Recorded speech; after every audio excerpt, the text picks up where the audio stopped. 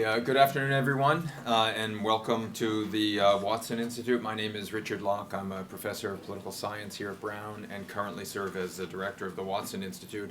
And it is my great pleasure and honor to welcome you to a Africa seminar series, Watson Institute co-sponsored event, which is to hear a lecture from Professor Bill Easterly on his new book, The Tyranny of Experts. Let me just say a few words about Professor Easterly and then talk about why this is so important for us here at Watson. Bill Easterly is a professor of economics at NYU and co-director of NYU's Development Research Institute. He has authored 3 books, this latest one, The Tyranny of Experts.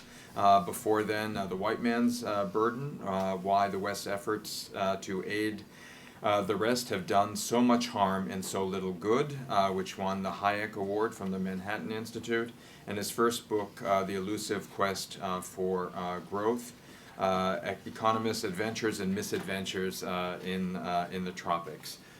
This work has been absolutely central to debates about economic development, how best to understand it, and the relationship between development and issues of governance, incentives, and the strength of institutions, and has really shaped lots of work either trying to support these arguments or to contest them.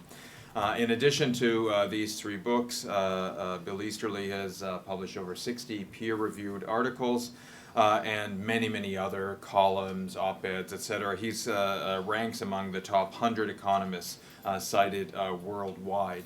We're especially interested in and excited about hosting Bill Easterly here at Watson for 2 reasons. One is because with Patricia Capuzzi, Glenn Lowry, Dan Smith, we really are making a big push to try to do more work around Africa. We think it's really critical for Watson and for Brown, and it's great to have someone who's been working extensively in that region. And secondly, because development, both its challenges as well as its opportunities, and governance, trying to think the relationship between governance and development, how best to promote good governance in areas that are quote-unquote under-institutionalized. Those are core themes here at the Watson Institute. That's something that we've been really developing over the last year or so. The development part has been around for much longer, and it's so therefore especially important and interesting for us to have you here, and we very much look forward to learning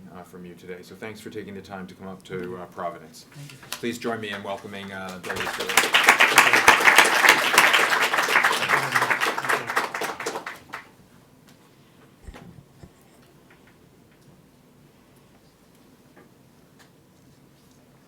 Thank you very much. It's really a pleasure to be here again at Brown University. I've actually come to several conferences that have taken place in this room that have pretty happy memories associated with them. Today the talk I'm giving is not an academic talk. It's not a commentary on academic development research. It's really a commentary on the state of the debate in the policy community and development. What I'm calling development experts. I do not mean academic economists. I mean people who work in Washington for think tanks, who work for the World Bank, who work for aid agencies. Basically any expert that I'm saying bad things about does not include anyone in this room at the moment. Let's just make that clear right away. And the idea that I'm really trying to attack, not to be too subtle about it, is what we could call the technocratic approach to development. The idea that development is just a long list of technical problems. You have malaria, so you solve malaria with bed nets for malaria. You have poor farmers, so you have improved forestry techniques that raise the output of land. You have health problems caused by unclean water, you clean up the water supply. And that is just sort of the long list of these technical problems provided by technical experts, and that is what development consists of. That is not the academic community's view, but that, you could argue, has been kind of the policy community's view about how development really happens and how they think they are doing development by providing these technical solutions. And one striking thing about them is that they seem to be silent and neutral about the political system in which they are taking place. And in fact, the World Bank is very explicit about this. The World Bank's Articles of Agreement, which were passed in 1944, and I don't want to do any overt marketing here, but if you really want to know the story of how this came about, you have to read the book. Their Articles of Agreement said very explicitly, the bank shall not consider, when it makes loans or it does these technical solutions, it shall not consider the political character of the government. And it said only economic considerations shall be considered. Now there's a kind of, what I'm going to try to argue is a technocratic illusion here, that you can actually separate these two things. That economic considerations would not include the political character of the government, and that the technical solutions are equally likely to happen and to have good outcomes in an autocratic system as they would in a system based on individual rights and freedom for poor people. So there's a sort of implicit hidden assumption here that the political system doesn't matter, which quickly becomes an assumption that the current status quo, which is authoritarian, is a sort of benevolent autocrat. That there's a benevolent autocrat there, that the experts can sort of hand over a list of these technical solutions and give the benevolent autocrat advice on how to do them, and the autocrat does them, and we are done. That's development. So, to give you some complications about this, let me tell you a story. By the way, is the audio working well in the back? That's okay. So here's a story that illustrates the problems of technocratic neutrality, this neutrality assumption. On February 28th, 2010, there were some villages in a district called Mubende in Uganda where the farmers in these villages were in church when they heard the sound of gunfire outside. And they came out and they found that men with guns were burning down their homes and torching their crops and shooting their cattle and actually keeping them at gunpoint from rescuing homes, crops, or cattle, and then marched them away at gunpoint and said, this land is no longer yours. So this was actually a technical solution. It was part of a forestry project because the land was going to be sold to a private company that was going to do called the New Forest Company, a British company. And it was actually part of a World Bank IFC project, finance project, that did this. So the World Bank was following its own dictates and doing this project as a neutral technical project, but of course it's anything but neutral when you're in a political environment in which men with guns are coercing the villagers to accept the solution and actually making them worse off rather than better off. That's a simple illustration of how it's not so easy to keep economics and politics separate. Now, one thing that struck me about this example is how much it demonstrated how little we do seem to care about the rights of the poor and about these kind of abuses that are a direct violation of both their political and economic rights. This story, unlike many other rights abuses that happen, actually did make it onto the front page of the New York Times. But even that was not enough to cause any consequences for anyone involved on the perpetrating end. The World Bank said on its Twitter feed the next day that it would do an investigation. It has never done an investigation. That was sort of the first non-event that happened after these events that was kind of illustrative of the state of opinion in the policy community about rights. And the second thing that was very noticeable is there was really no protest in the rest of the development policy community about this thing that had appeared on the front page of the New York Times and involved the World Bank violating its own policies on involuntary resettlement. But there were just no consequences for anyone at the World Bank. No one was protesting. So when we talk about the forgotten rights of the poor, this is kind of literally what I mean. Here we are more than 4 years later after this incident, and it's really literally been forgotten by almost everyone, except, of course, the victims that have lost their life. So let's move to two big ideas that we could start putting back at the center of a big debate on development. One is normative and the other is positive. So the normative idea is that poor people's rights are a good thing in and of themselves. That it was bad. It was a bad thing. We can kind of see that in this example. It was certainly bad in and of itself that these rights were violated. That it made poor people worse off. That it was a direct violation of their own rights to their own property, their own security against violence. This is a direct violation. That we should recognize rights for the poor as being something that's good in and of themselves, and we cannot really make normative statements in development without declaring some of the normative values that we base these normative statements on. When you say, I think such and such policy will make some other people better off, you are making some value statement that, and usually traditionally in economics, you may wonder why an economist is being so moralistic, but usually in economics, we've kind of taken for granted the freedom of people to choose, the freedom of consent. That's sort of at the heart of all of our models. There's someone maximizing their own well-being and freely choosing among competing alternatives.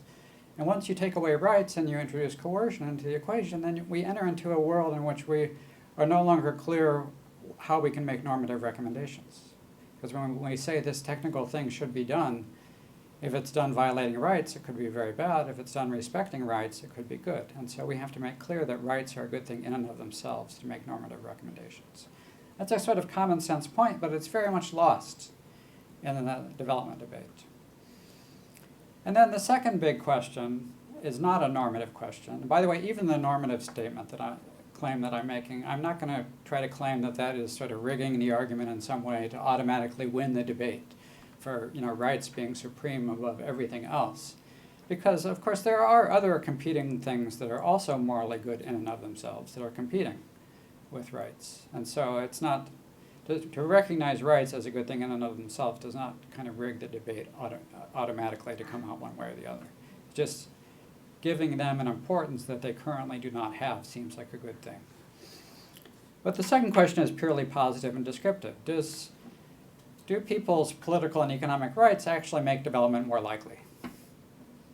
Is a system that's based on political and economic rights for the poor actually more likely to result in prosperity than a system that's based on autocracy and denying poor people their rights, political and economic rights?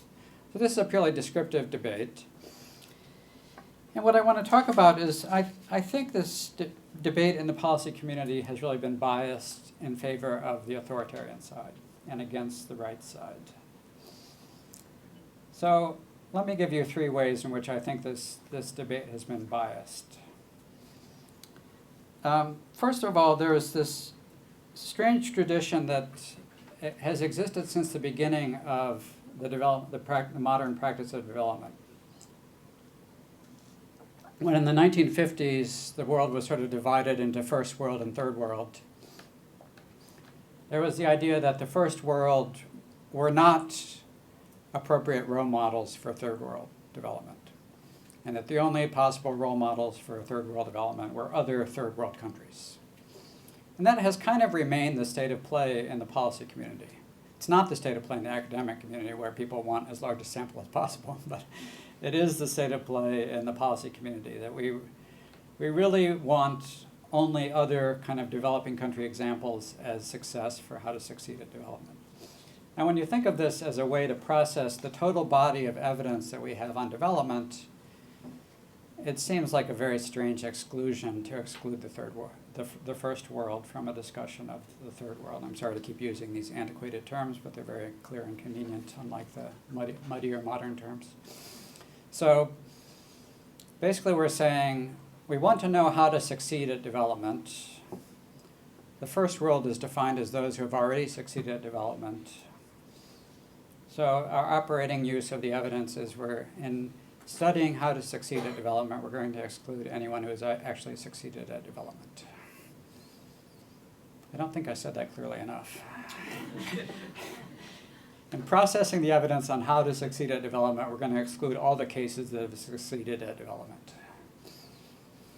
Well, that exclusion did bias the argument, because most of those who succeeded at development did so through, there's some degree of consensus that they did so through some degree of high and steadily growing political and economic rights. North America, Western Europe, Japan, etc., it's a pretty accepted story that it was based on a pretty high level and growing level of political and economic rights. And so by leaving those out of the sample, we're biasing the argument. And yet that continues to be the case today, that we leave them out of the sample. Now there's some interesting history about how that happened. One fun thing that I had in writing this book was just really going deep into the history of the idea of development. And where did these ideas of technocratic development come from? And this is something that some people already knew, but it's not all that widely known, that the actual origins of technocratic development are pretty much deep in the heart of colonial times. Let me give you an example of that. Here's an example of the technocratic approach to development that was already in place in 1938. And the point of this slide is to compare the 1938 technocratic approach to the 2005 technocratic approach. And I'm choosing 4 problems in which it so happens that the technical solutions were exactly the same in 1938 as they were in 2005. So there's several things we learn about this. One is apparently the technocratic approach under the colonialists was not working that well because the problems were still there, and succeeding governments after the colonialists, the technocratic approach was not working that well because the problems still need solution by the same solutions that have been available for 70 years. That's kind of a side note to this, the point of this graph. But the other point of this graph is just how deep in history the technocratic development goes. It's actually, I don't have time to talk about it now, but it can trace it all the way back to World War I, to things that were going on at the Versailles peace talks after World War I, the founding of the League of Nations, early efforts by the Rockefeller Foundation in pre-revolutionary China. A lot of the technocratic ideas were, there was a development plan that was announced for pre-revolutionary China by Sun Yat-sen that may have been the world's first technocratic development plan. So there's all these roots of technocratic development, and it gives us kind of an insight. I don't want to tarnish technocratic development by associating it with colonialism. That's not fair. We have to judge it on its own merits. But it does help us understand why the first world model was thought to be inappropriate, because it was at a time when people had trouble. They did have kind of a colonial mentality. They had trouble with the whole concept of equality of rights for people in Africa and people in Europe. They did not, people were overtly colonialist or even racist and did not accept this kind of equality at that time. And so at that time, they thought it was ludicrous for colonial reasons that the first world could possibly be a model for the third world. Surely the third world people are not capable of using their rights to attain such success as we did in the first world. That was the assumption at the time. And nowadays, sometimes that argument is sort of flipped on its head, that the first world ideas are treated as kind of an imperial imposition on the rest of the world.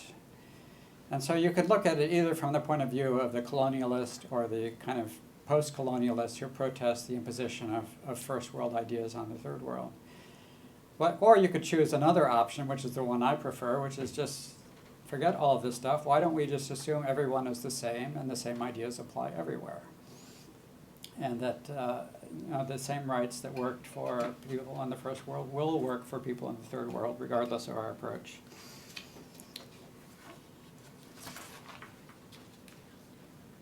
Now, you might wonder, how did what's sort of the history of the technocratic ideas that they lasted so long until the UN report in 2005 and still today in reports that are still repeating these same kind of technical solutions? How did they last so long?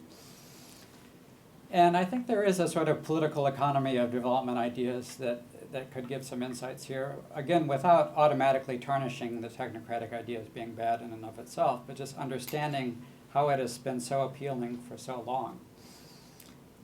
One interesting thing that happened, essentially the British Empire was offering itself as being the benevolent autocrat. Originally in 1938 and during World War II, when the British Empire was much under attack.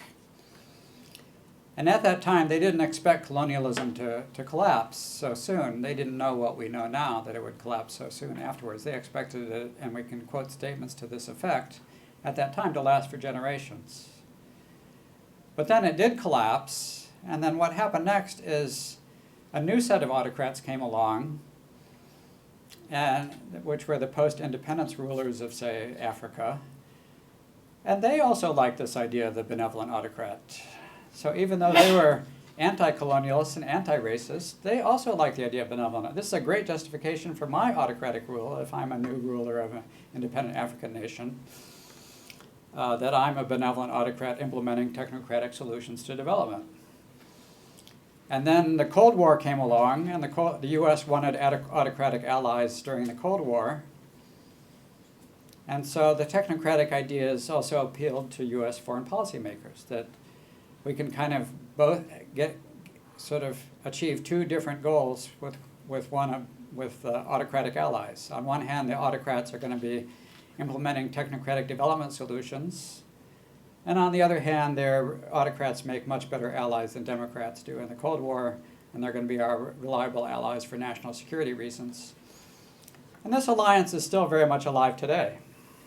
Today, in the War on Terror, we again have autocratic allies in the War on Terror, and we kind of like the idea that these autocrats are both sort of good for development and also reliable allies in the War on Terror. So, for example, Uganda, already mentioned, one reason perhaps that everybody got away with these autocratic abuses of poor people's rights in Uganda is a major ally in Africa of the US War on Terror. It's provided peacekeeping troops for Somalia and even for Iraq, and it's an ally in the War on Terror. So there's a sort of political economy of why these ideas appeal to so many different parties that explains why they are accepted by so many different parties.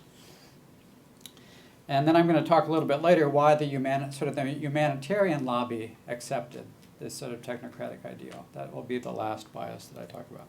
The second bias that I'm going to talk about now is that today we have the habit. So the first bias was that we sort of erased the history of first world countries, the long-run evidence of first world countries. The second bias is that we give too much credit today to autocrats who happen to be having high growth.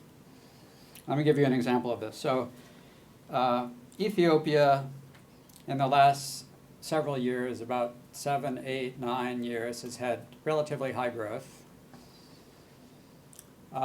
There wasn't much doubt in the minds of the policy community who got the credit for this growth.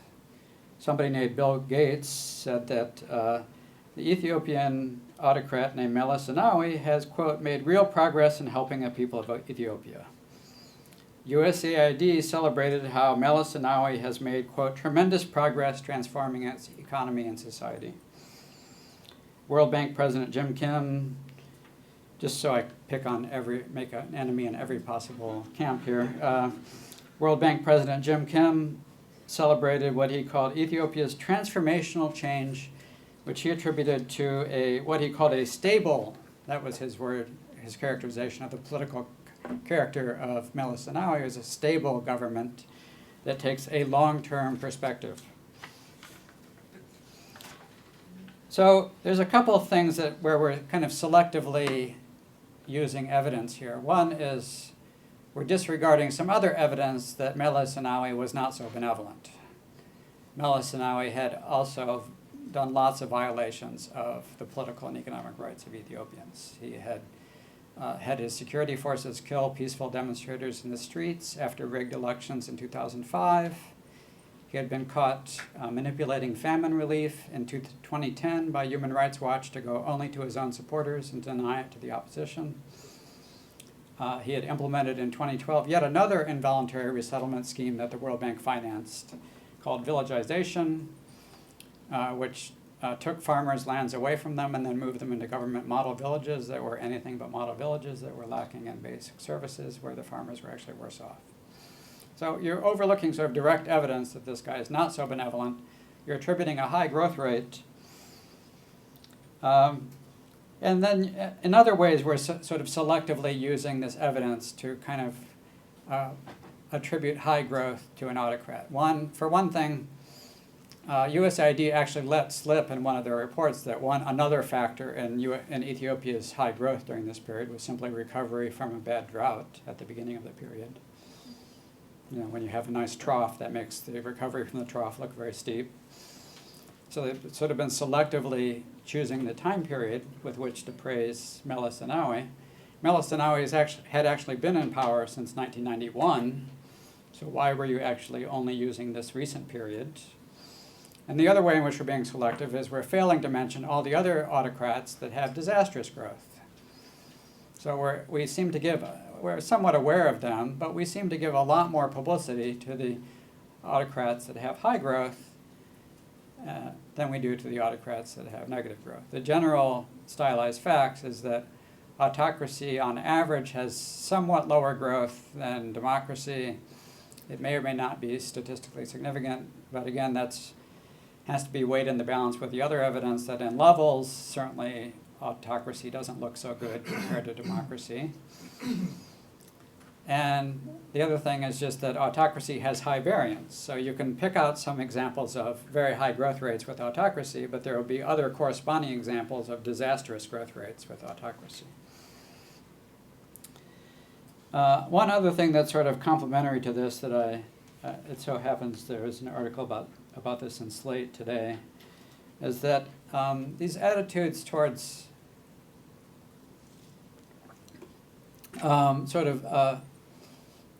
praising autocrats and giving them credit goes with what continues to be a very paternalistic view towards poor Africans. One way in which this shows up is the several rock concerts. Now, I really wanted to spice up the talk here with a few rock concerts here. So, 2 rock concerts 20 years apart, the first in 1984 in Ethiopia and the second in 2005. Both of them present these very degrading images of emaciated African children, which, it's thankfully this is somewhat less acceptable today than it used to be, but it continues to be kind of a staple of NGO and rock celebrity advocacy that you either show a picture of a very emaciated child, which is very insulting because these are very extreme. Of course, for these individual children, this is an enormous tragedy, and I'm not disputing that. The children who do get into this condition, that's an enormous tragedy. The good news is that these are very extreme outcomes that are very rare. Being affected by famine at all in Africa in any given year, you have about a 1 in 345 chance. About 1 out of every 345 Africans is affected by famine in every given year. So by perpetrating these kind of stereotypes of extreme outcomes of children affected by famine, you get this stereotypical view of kind of passive, helpless people awaiting rescue from autocrats and experts that kind of go together with the technocratic view. So the problem that I'm trying to get across here is not so much the aid programs themselves, whether they are working or not, it's the ideas about development that they are perpetrating. The idea is that development is happening through benevolent autocrats advised by wise experts implementing technical solutions, and that the rights of the poor are irrelevant. So at this point, there's been sort of a critique about rights and development. Everyone wants to know, of course, the big question now is how to operationalize. This is the kind of Washington question that will come up at this point. Well, okay, that's very nice, all these points you make about rights of poor people and so that, but how do you operationalize these principles in foreign aid? And so usually a talk like this concludes with a list of sort of 5 bullet points on a PowerPoint slide, which is, my suggested policy recommendations for changing aid to take into account the rights of poor people. And so here's that slide.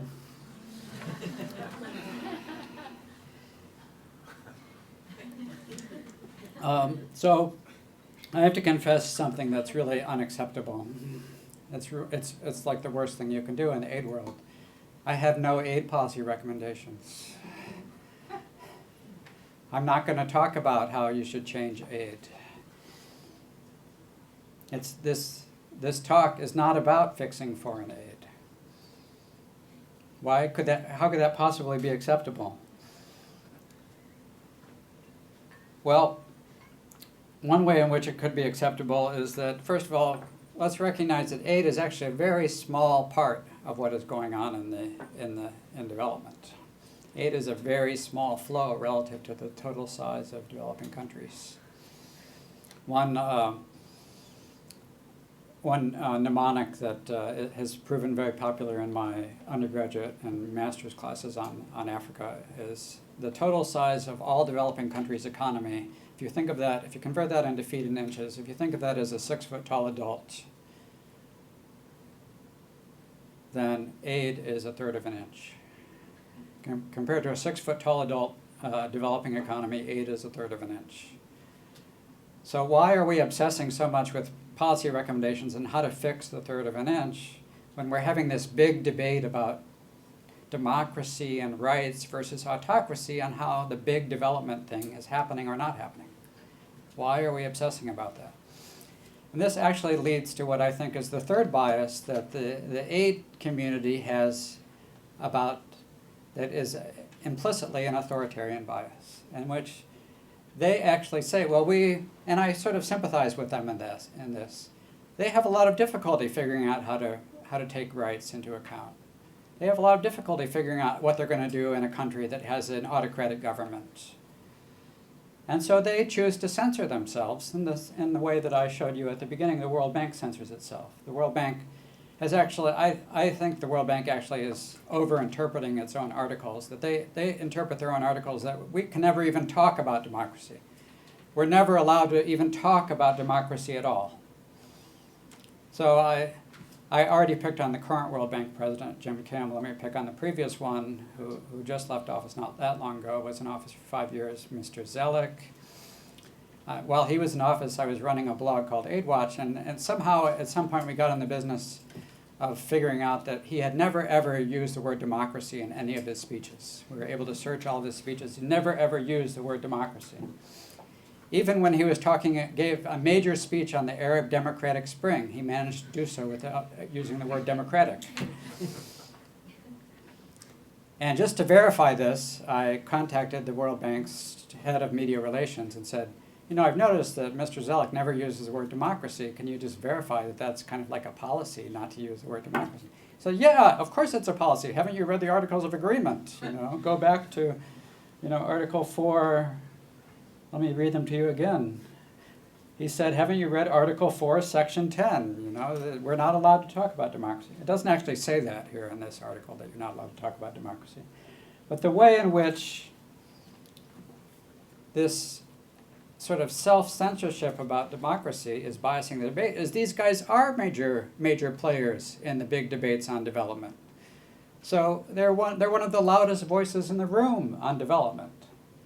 So we have one of the loudest voices in the room self-censoring themselves that they're not allowed to talk about rights for poor people, even in a descriptive, positive sense. Are they good or bad for development? And so that's the third and possibly, to me, one of the most important ways in which the aid community has biased the whole discussion towards silence, towards not even having a debate about democracy versus autocracy in development, about rights of poor people versus autocrats in development. So let me start to wrap up here so we leave lots of time for Q&A. I think John Maynard Keynes said something that's very inspirational about economists. It's either inspirational or depressing, depending on where you appear in this quote. He has a quote that says, the ideas of economists are much more powerful than is usually understood. This is a pretty famous quote. You can see why economists like this quote. The people in power are usually slaves to the ideas of some defunct economists. And he made this clear that this is true either for bad ideas or for good ideas. And so the point of this talk is not about fixing aid, it's about trying to get the ideas right that inspire development. And the claim is that getting ideas right in development is itself a major positive force that would make the world of development better. That if we all had clear that we should remove these biases these three biases against democracy, against rights for poor people, that we should end the silence that we have now in the policy community on rights for poor people, on democratic rights versus autocrats. And as far as the question of whether these rights really are something that poor people themselves want, that's hard to resolve. But let me at least give an inspirational quote. One of the another one of the human rights abuses of Mr. Meles, who, by the way, has since passed away. He passed away in late 2012 and was replaced by another autocrat. It was kind of sad when he passed away because he was my favorite autocratic example. There were lots of other U.S. policymakers that went and gave wonderful eulogies at his funeral. I wanted to go give a eulogy saying you were my favorite autocratic example of bad things to do to undevelop your own country. Anyway, one of the not so comic bad things that he did was he also put the free press in jail. There's a peaceful blogger named Eskinder Nega who has been spent multiple times in jail since he was one of the protesters in 2005, spent some time in jail. His wife spent some time in jail. His wife Sir Colin, spent some time in jail. Their child, who's now 10, was actually born in jail. After the Arab Democratic Spring, he wrote some blogs. He was just a peaceful blogger, just like me. Was sitting at his computer writing a blog saying, hey, this is inspiring. Maybe Ethiopia will have a democratic spring. Wouldn't that be nice? And for that crime, he was accused of treason and terrorism, and he was sentenced to 18 years in jail, where he still remains today. As Eskinder Nega wrote in July 2013, he remembered the fall of the Berlin Wall, the thrill that germinated the real possibilities that the future held for freedom. And he said part of this was the faith of people like him that freedom and democracy would no longer be seen as the esoteric virtue of Westerners, but the ubiquitous expression of our common humanity. So I think that we should not be silent. I think we should decide, both normatively and positively, whose side are we on, the autocrats or the rights of the poor. We should have this debate. The silence should end. And I really think that it's time to go back to the old-fashioned ideas that government of the people, by the people, and for the people should not perish from the earth. Thanks very much.